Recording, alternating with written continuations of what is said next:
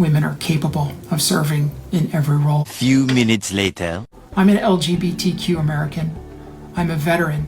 I'm a transgender veteran. If women are capable of serving in every role, why do we need to have a trans woman speak for them? Why can't women speak for themselves?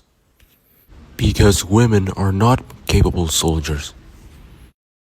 Men have to do 3 pull-ups minimum to pass the Marines fitness test. Not a lot. It takes 20 to earn a perfect score. Women had to meet the same minimum, but only need 8 pull-ups to score perfect. Because so few pass, the Marines will let them choose to hang on the bar for 15 seconds and pass without doing any pull-ups. Pass without doing any pull-ups. Pass without doing any pull-ups. Pass without doing any pull-ups. World War I, over 20 million men died on battlefields, and another 20 million were crippled, maimed, or otherwise wounded. 0 women. In World War II, over 25 million men were killed in battle. 0 women. Vietnam, 58,190 American men, 8 women. Falklands, 255 British men, 0 women. These women do TikTok dances while on duty.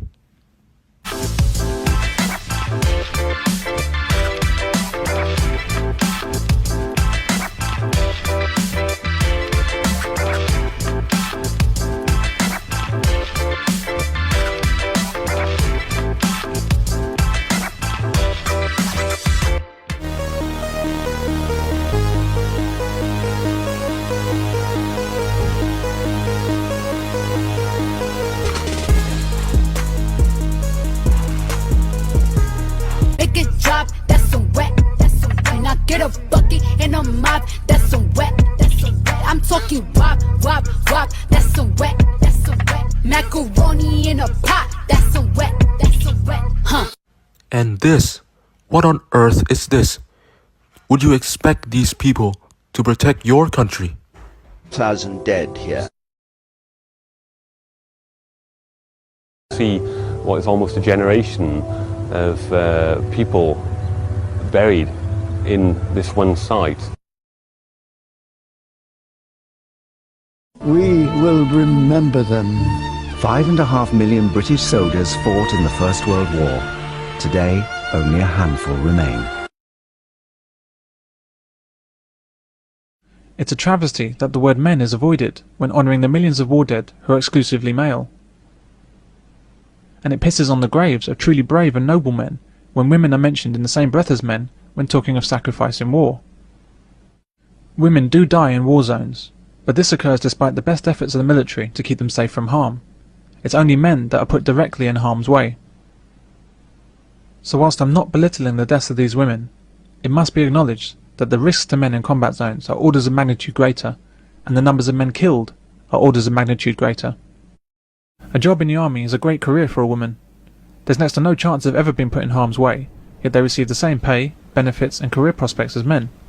An army job even comes with free childcare and free breast implants. I've always wanted breast implants, even when I was in the army. I tried to get them out of the army as well, and they won't give me them because they said that my boobs are fine.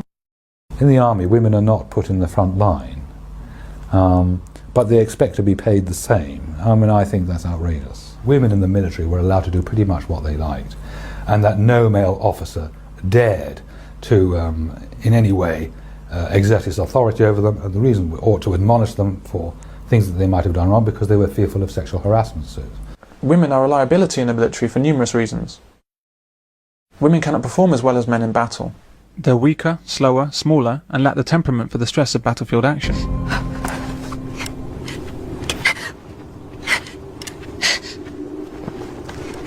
What's wrong? Come on, get up, let's go! Come on, we haven't got time for this! They can't carry sufficient equipment, they lack the endurance of men, and they're plain inferior as soldiers. An average 13-year-old boy is more physically suited to soldiering than even an above-average woman. Women are allowed into the military without reaching even broadly similar standards as men.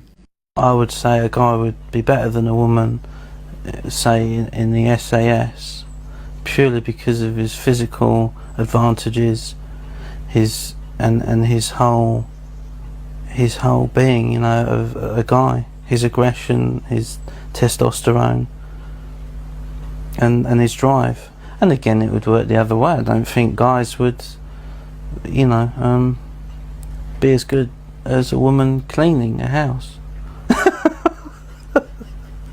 No, I'm only joking. Well, no, I'm only joking.